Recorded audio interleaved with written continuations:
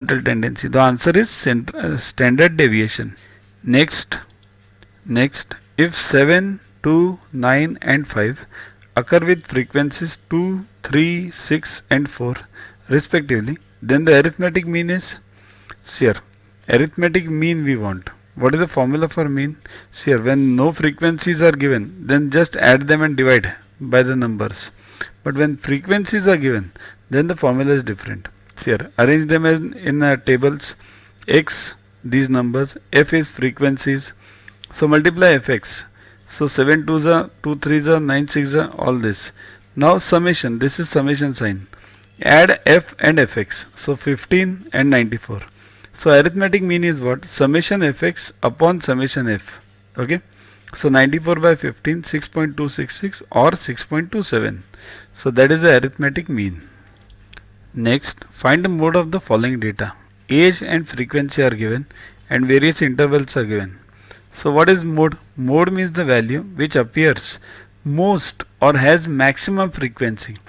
So which one has maximum frequency? 35, right? So this interval 18 to 24. So 18 to 24 has maximum frequency. So mode will be definitely over here. So that's what we have to find. What is the formula for mode? Mode equals to L plus F1 minus F0 the whole upon 2 F1 minus F2 minus F0 into H. Now what are all these terms? L means what? The starting of the interval.